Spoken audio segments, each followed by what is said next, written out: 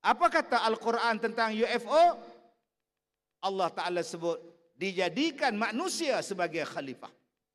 Apa makna khalifah? Wakil untuk memakmurkan dunia. Wakil untuk menguruskan dunia.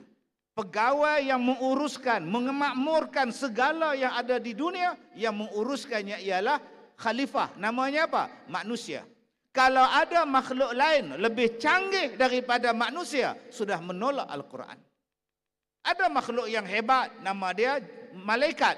Allah tak lantik jadi khalifah. Kalaulah malaikat jadi khalifah, tuan-tuan, sama semua malam ni. Dia tak laku dia orang menjuniga tu. Malaikat bukan makan. Sama ya, dia tak ada nafsu macam kita. Manusia ni ada ilmu, manusia ni ada nafsu, dia elok jadi khalifah. Jadi kalau ada orang kata, Ustaz, UFO dah mai jumpa dengan Donald Trump, Ustaz. Duduk berjalan lah, kawan, behlah kalau dia mai, Ustaz, alus tak mampu kita, Ustaz, nak lari pergi mana? Nak lari pergi mana? Kat Som duduk sini lah. Kalau ada orang mendakwa ada makhluk lain lebih canggih daripada manusia, dia menolak Quran. Ustaz, jin hebat, Ustaz. Entah mana hebat. Jin hebat, Ustaz. Bang, dalam Quran sebut, waktu Nabi Sulaiman wafat, Nabi Sulaiman mati, jin tak tahu. Mereka duk buat kerja siang malam pagi petang. Nabi Sulaiman duk tengok mereka. Padahal Nabi Sulaiman lama dah mati. Kata jin, kalau lah kami tahu dia mati, kami tak buat kerja. Maknanya jin, kalau orang mati pun dia tak tahu.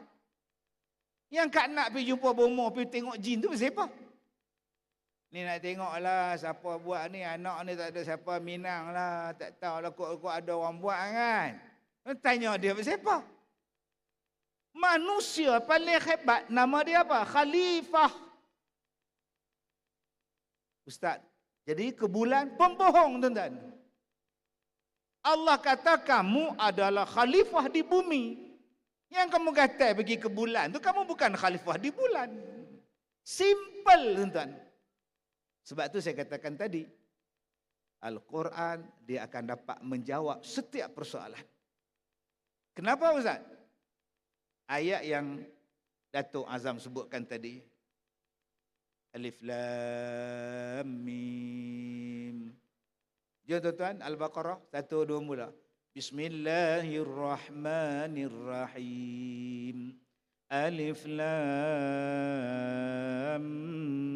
Mim.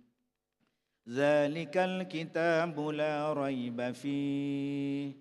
Hudan lil muttaqin. Pendek dah. Masa pendek. Sedap Ustaz baca ayat Al-Baqarah tak? Kalau kita menguasai tadi ada qori tu. Oh, orang muda qori ni. Ada yang baca dengan lagu Nahwan, lagu Hijaz. Oh, sedap. Ada yang lagu Arab biasa tak? Zalikal kitabu la raiba fihi. Huda, huda, huda, petunjuk bagi orang bertakwa. Huda. Adakah petunjuk ini hanya dalam Quran? Adakah petunjuk ini hanya turun pada zaman Nabi Muhammad? Tak. Kalau ada hafiz belah saya ni, saya suka tebuk ni. Takkan nak tebuk Tuan Qadiyut. Allah Ta'ala sebut dalam Quran kisah Nabi Adam.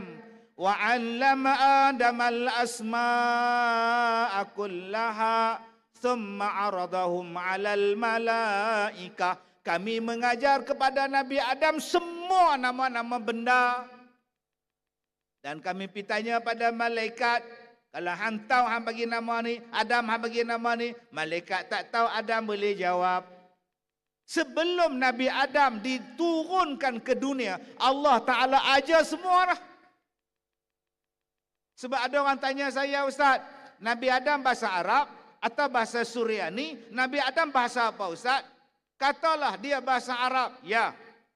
Macam mana boleh ada berbagai-bagai bahasa? Bahasa Melayu, bahasa Hindustan, bahasa orang putih. Mai mana pula bahasa ni?